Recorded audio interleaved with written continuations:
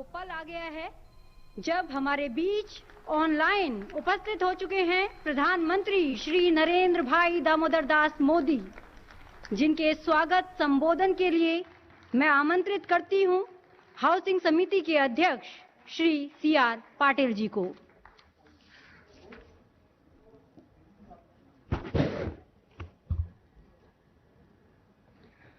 लोकसभा के सदस्यों के लिए निर्मित 76 बहुमंजिला फ्लैट्स के उद्घाटन के अवसर पर माननीय प्रधानमंत्री श्री नरेंद्र मोदी जी और इस सम्मानित सभा में उपस्थित सभी महानुभावों का स्वागत करना वास्तव में एक बड़े हर्ष की बात है।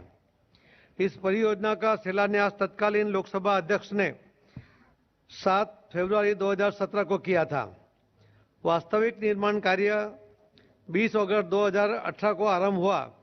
राष्ट्रीय हरित प्राधिकरण द्वारा निर्माण गतिविधियों पर प्रतिबंध लगाए जाने सहित अनेक विषमताओं के बावजूद और उसके उपरांत उत्पन्न कोविड की स्थिति के कारण इस परियोजना को लगभग 2 वर्ष की अवधि में पूरा किया गया है।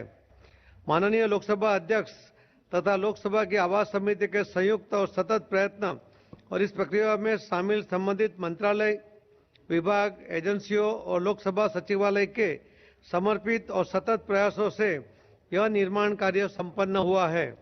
संसद सदस्यों के मौजूदा समय की आवश्यकताओं को ध्यान में रखते हुए आधुनिक सुविधाओं से सुसज्जित फ्लैट्स के उद्घाटन के लिए अपना बहुमूल्य समय देने के लिए मैं माननीय प्रधानमंत्री श्री नरेंद्र मोदी जी के अत्यंत आभारी हूं। मैं एक बार पुनः आप सबको धन्यवाद करता हूं। धन्यवाद।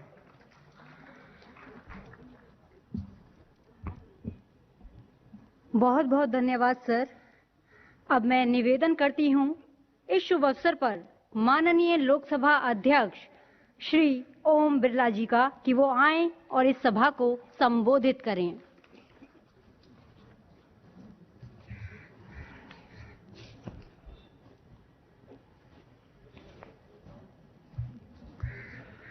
आज के उद्घाटन समारोह में हमारे प्रधानमंत्री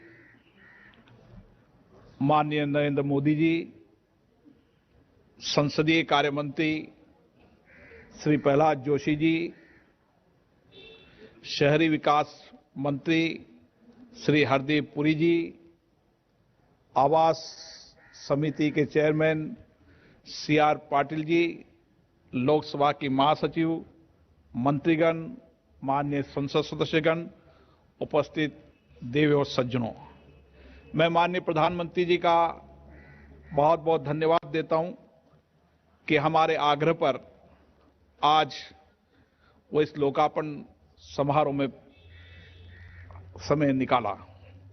BD मार्ग पर ये क्षेत्र आवास जो 3 टावरों के अंदर बनाए गए हैं, इन तीनों टावरों का नाम हमने भारतीय संस्कृति और की पोषक एवं जीवनदायिनी नदियों गंगा, यमुना और सरस्वती के नाम पर रखा गया है।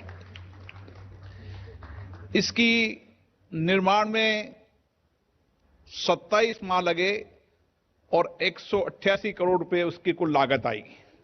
मैं इसमें विशेष रूप से बताना चाहूंगा कि अनुमानित बजट से 30 करोड़ रुपए की बचत इस निर्माण में हुई। उसके लिए भी मैं मंत्रालय को बधाई देता हूं।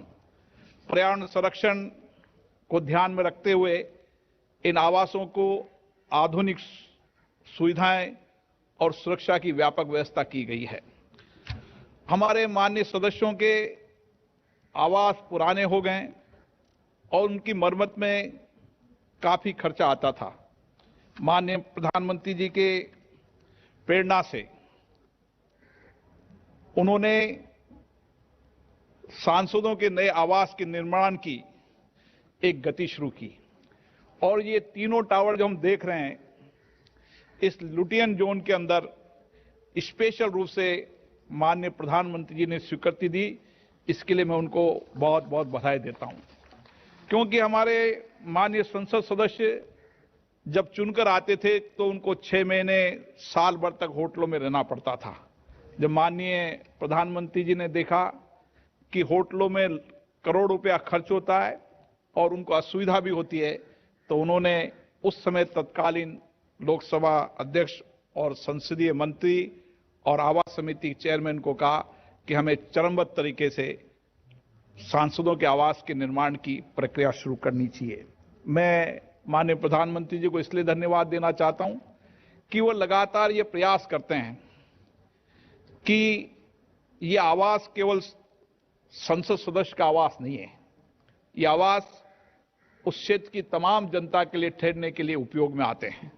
इसलिए आवास ठीक से बने और जितने भी लोग क्षेत्र की जनता के आते हैं उनको ठहरने की सुविधाएं भी हो, उसका विशेष रूप से ध्यान इन निर्माण के अंदर रखा जाता है। मैं माननीय प्रधानमंत्री जी के मार्गदर्शन में लगातार जो आवास संबंधी समस्याओं का चरणबद्ध तरीके से निराकरण हो रहा है, इसके लिए माननीय प्रधानमंत्री जी को मैं धन्यवाद देना चाहता हूं। इसी के साथ मैं माननीय प्रधानमंत्री जी को भी धन्यवाद देना चाहता हूं कि नए भवन के निर्माण के साथ माननीय प्रधानमंत्री जी ने संसद सदस्यों के लिए कार्यालय निर्माण की भी स्वीकृति दी है, ताकि माननीय संसद सदस्यों को अपने संसदीय कार्यों को व्यवस्थित करने के लिए और जनता को मिलने के लिए एक सुव्यवस्थित कार्यालय होना चाहिए। मैं इस मौके पर विशेष रूप से कोविड-19 के समय मुझे पता है बहुत चुनौती थी इस निर्माण में, लेकिन सभी सरकारी विभागों ने इस चुनौती को मानकर एक मिशन के रूप में तय समय पर इसके निर्माण कार्य किया। इसके लिए मैं सभी विभाग के लोगों को बहुत बहुत साधुवाद देता हूं। मैं विशेष रूप से शहरी विकास मंत्री हरदीप पुरी जी का, आवास समिति के चेयरमैन CR पाटिल जी का, जिन्होंने लगातार इस निर्माण की गुणवत्ता का भी ध्यान रखा और समयबद्ध तरीके से पूरा हो, उसका भी उन्होंने विशेष रूप से ध्यान रखा और समय समय पर वो यहाँ पर आते रहते थे। मैं माननीय प्रधानमंत्री जी का धन्यवाद दूंगा कि आज पुनः आपने इन भवनों का लोकार्पण किया। 19 अगस्त को आपने एक वर्ष पूर्व इसी तरीके से नॉर्थ एवेन्यू में डुप्लेक्स भवनों का भी लोकार्पण किया था। आपके नेतृत्व में आने वाले समय में माननीय सांसदों की आवास समिति समस्या का समाधान होगा और मुझे आशा है कि जब 18वीं लोकसभा का सत्र शुरू होगा तो कोई भी माननीय सदस्यों को होटल में ठहरने की जरूरत नहीं है। जैसे ही वो चुनकर आएंगे उनको आवास मिलेगा। पुनः माननीय प्रधानमंत्री जी का बहुत बहुत आभार।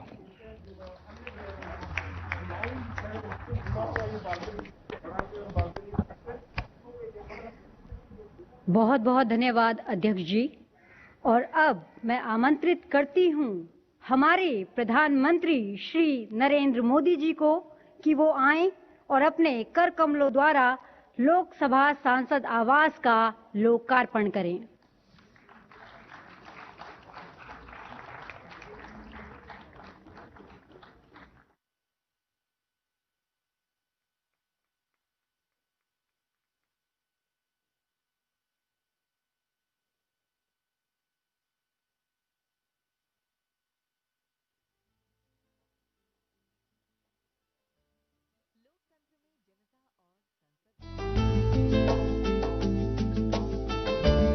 लोकतंत्र में जनता और संसद के बीच जनप्रतिनिधि एक मजबूत कड़ी है।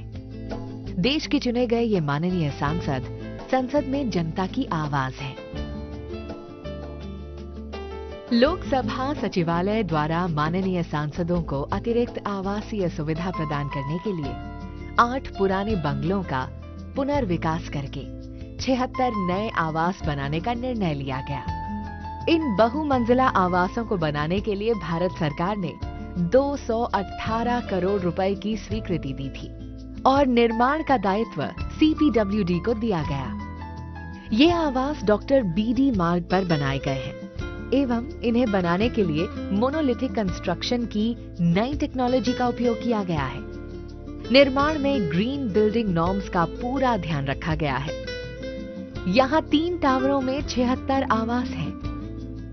हर टावर में 4-4 लिफ्ट की सुविधा है। इन आवासों में 4 बेडरूम,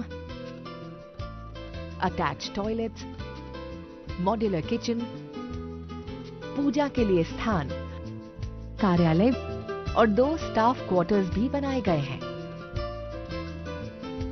सुरक्षा को ध्यान में रखते हुए अग्निशमन उपकरण तथा सीसीटीवी कैमरे भी लगाए गए हैं। बिजली की निरंतर आपूर्ति के लिए सब स्टेशन और डीजी सेट लगाए गए हैं। परिसर में हरियाली का ध्यान रखा गया है। वाहनों की पार्किंग की उचित व्यवस्था की गई है। पर्यावरण संरक्षण और ऊर्जा की बचत के लिए solar panel, LED lights, VRV air conditioners और रेन वाटर हार्वेस्टिंग की व्यवस्था की गई है। सुएज ट्रीटमेंट प्लांट के परिशोधित जल का प्रयोग उद्यान कार्यों के लिए किया जाएगा। आधुनिक सुविधाओं से युक्त ये 76 नए आवास तय बजट से लगभग 14% कम खर्च के साथ निर्धारित समय अवधि में पूरे कर लिए गए हैं।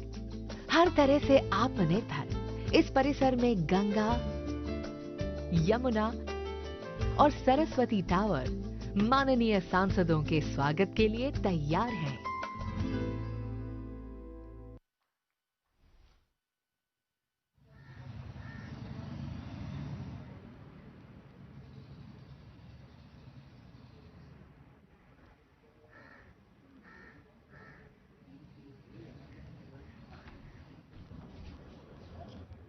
नमस्कार सर।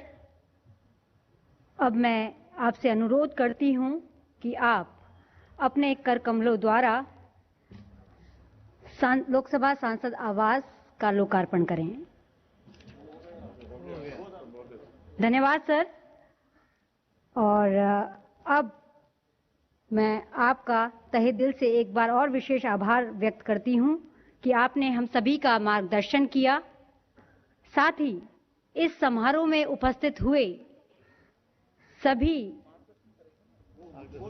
माफ कीजिएगा सर, मैं आपसे निवेदन करती हूं कि आप हम सभी का मार्गदर्शन करें।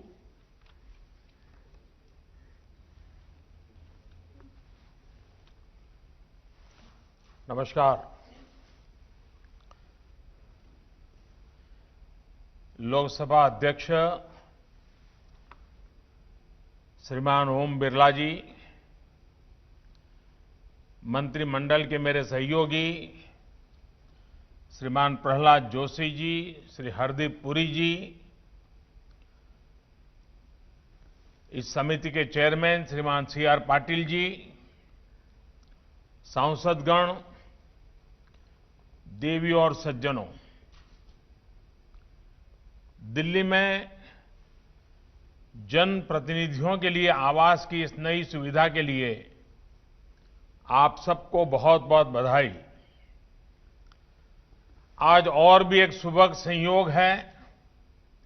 आज हमारे कर्तृत्ववान, मितभाषी हमारे अध्यक्ष श्रीमान ओम बिरला जी का जन्मदिवस भी है। ओम जी को बहुत बहुत शुभकामनाएं। आप स्वस्थ रहें, दीर्घायु हो और देश की ऐसे ही सेवा करते रहें, ईश्वर से मेरी यही प्रार्थना है। साथियों, सांसदों के लिए पिछले साल नॉर्थ एवेन्यू के घर बनकर तैयार हुए थे और आज बीडी रोड पर भी ये 3 टावर आवंटन के लिए तैयार है। मेरी कामना है कि गंगा, यमुना और सरस्वती, इन 3 टावरों का संगम इसमें रहने वाले जनप्रतिनिधियों को हमेशा स्वस्थ रखे, कार्यरत रखे और संतोषी बनाए। इन फ्लैट्स में हर वो सुविधा दी गई है जो सांसदों को अपने दायित्व के निर्वहन में मदद करेगी। संसद भवन के नजदीक होने की वजह से भी इसमें रहने वाले सांसदों को बहुत आसानी होगी। साथियों, दिल्ली में सांसदों के लिए भवनों की दिक्कत बरसों से रही है और जैसे अभी बिरला जी बता रहे थे, लंबे अरसे तक सांसदों को होटल में रहना पड़ता है। इसके कारण आर्थिक बोझ भी बहुत आता है। उनको भी अच्छा नहीं लगता है, लेकिन अब मजबूरन करना पड़ता था। लेकिन इस समस्या को दूर करने के लिए गंभीरता से प्रयास 2014 के बाद विशेष रूप से शुरू हुए। दशकों से चली आ रही समस्याएं टालने से नहीं, उनका समाधान खोजने से समाप्त होती है। सिर्फ सांसदों के निवास ही नहीं, बल्कि यहां दिल्ली में ऐसे अनेकों प्रोजेक्ट्स थे जो कई कई वर्षों से अधूरे थे, लटके पड़े थे। कई इमारतों का निर्माण इस सरकार के दौरान ही शुरू हुआ और तय समय से पहले समाप्त भी हुआ। जब अटल बिहारी वाजपेयी जी की सरकार थी, तो अटल जी के समय जिस अंबेडकर नेशनल मेमोरियल की चर्चा शुरू हुई थी, उसका निर्माण कितने साल लग गए।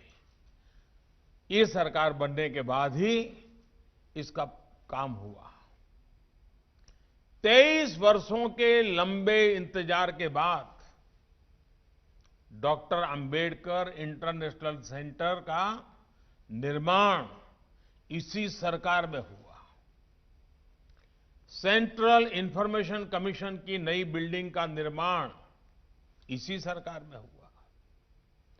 देश में दशकों से वॉर मेमोरियल की बात हो रही थी। हमारे देश के वीर जवान लंबे अरसे से इसकी आशा कर रहे थे, मांग कर रहे थे। देश के वीर शहीदों की स्मृति में इंडिया गेट के पास वॉर मेमोरियल का निर्माण भी, उसे करने का भी सौभाग्य हमारी सरकार को मिला। हमारे देश में हजारों पुलिसकर्मियों ने कानून व्यवस्था बनाए रखने के लिए अपना जीवन दिया है। हजारों पुलिस के जवान शहीद हुए हैं। उनकी याद में भी नेशनल पुलिस मेमोरियल का निर्माण भी इसी सरकार के द्वारा हुआ। आज सांसदों के लिए नए आवासों का लोकार्पण,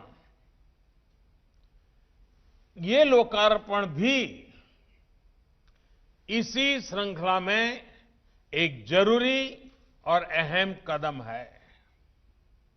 मुझे खुशी है कि हमारे सांसदों का एक लंबा इंतजार अब खत्म हो रहा है।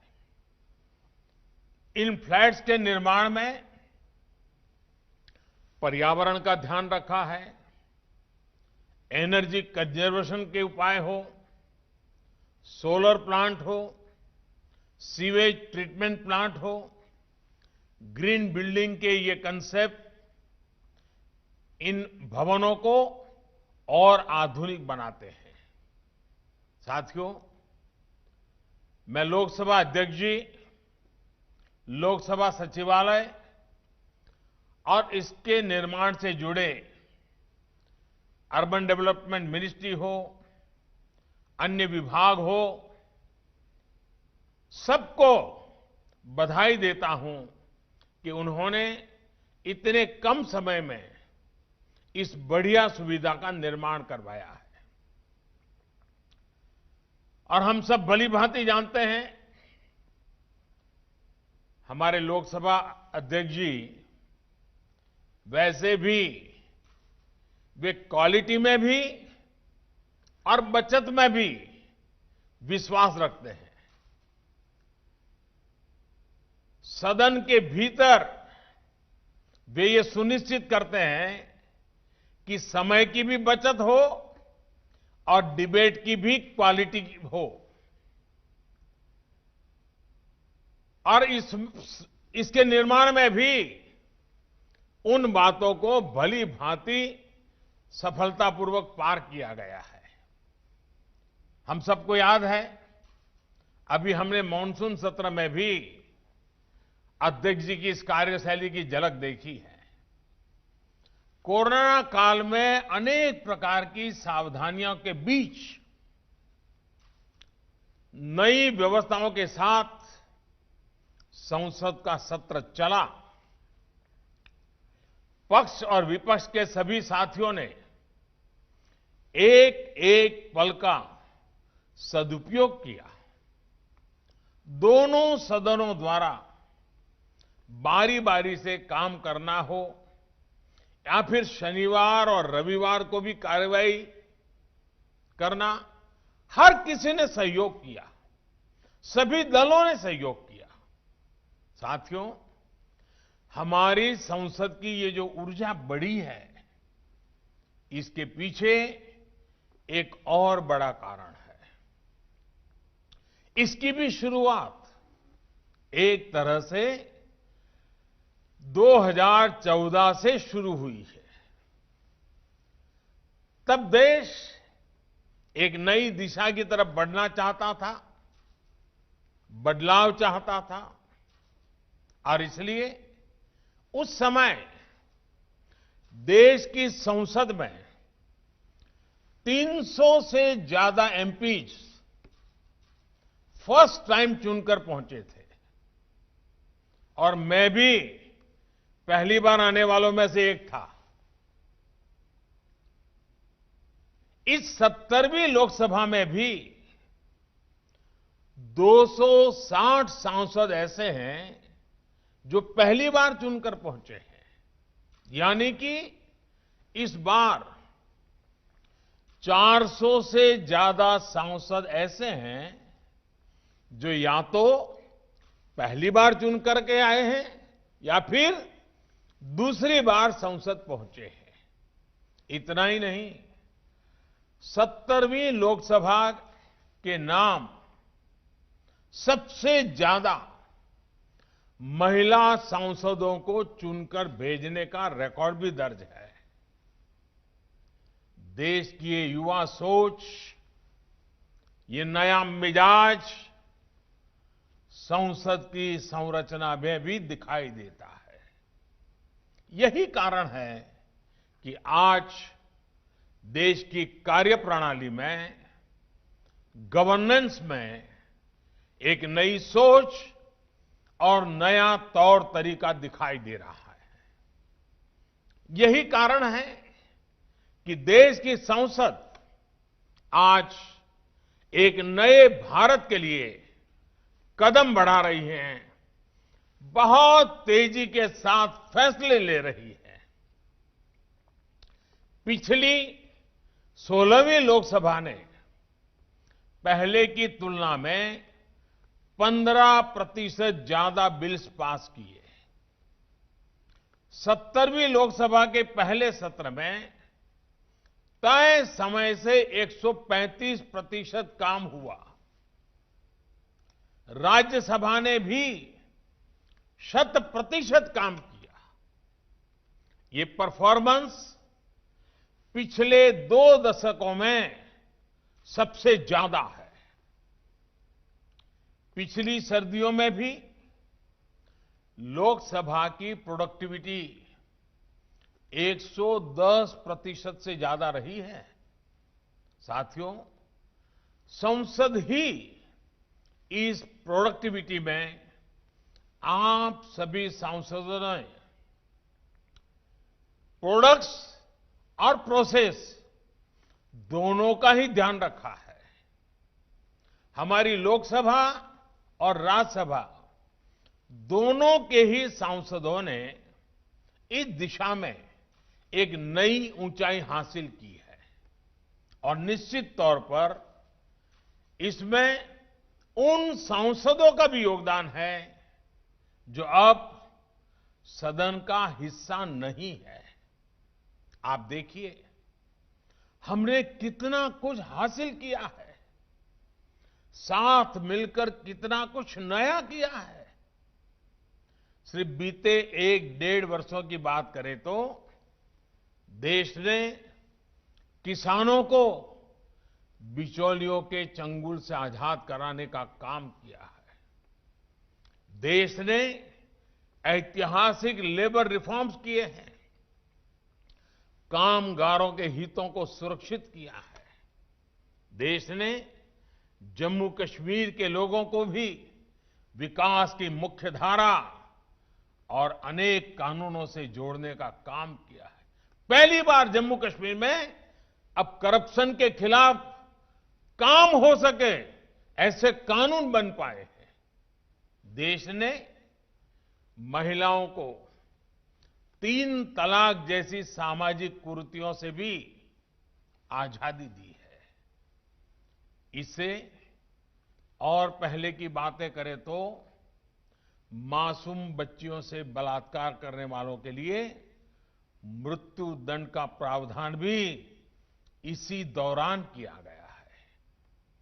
आधुनिक अर्थव्यवस्था के लिए जीएसटी, इंसॉल्वेंसी और बैंक्रप्सी कोड जैसे कितने ही बड़े बड़े निर्णय हुए हैं।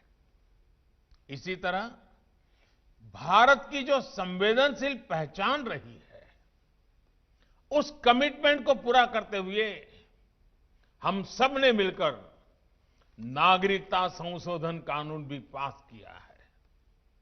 हमारी ये काम, ये सफलताएं अगर हमारे प्रोडक्ट्स हैं तो इन्हें करने के प्रोसेस भी उतने ही शानदार रहे हैं। संभवतः बहुत से लोगों ने ध्यान नहीं दिया होगा, लेकिन 16वीं लोकसभा में 60% बिल ऐसे रहे हैं जिन्हें पास करने के लिए औसतन 2 से 3 घंटे तक की डिबेट हुई है। हमने पिछली लोकसभा से ज्यादा बिल पास किए, लेकिन फिर भी हमने पहले से ज्यादा डिबेट की है।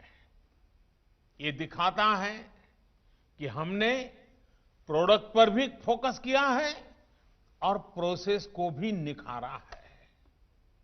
और ये सब आप सभी माननीय सांसद गण ने किया है, आपकी वजह से हुआ है। मैं इसके लिए आप सभी सांसदों को सार्वजनिक रूप से धन्यवाद देता हूं, बधाई देता हूं। साथियों, सामान्य तौर पे ये कहा जाता है कि युवाओं के लिए 16, 17, 18 साल की उम्र जब वो 10th, 12th में होते हैं बहुत महत्वपूर्ण होती है। 16, 17, 18 की ये उम्र किसी युवा लोकतंत्र के लिए भी उतनी ही महत्वपूर्ण है। आप देखिए, अभी 2019 के चुनाव के साथ ही हमने 16वीं लोकसभा का कार्यकाल पूरा किया है। ये समय देश की प्रगति के लिए, देश के विकास के लिए बहुत ही ऐतिहासिक रहा है। 2019 के बाद से 70वीं लोकसभा का कार्यकाल शुरू हुआ है। इस दौरान भी देश ने जैसे निर्णय लिए हैं, जो कदम उठाए हैं, उनसे ये लोकसभा अभी ही इतिहास में दर्ज हो गई है। अब इसके बाद 18वीं लोकसभा होगी।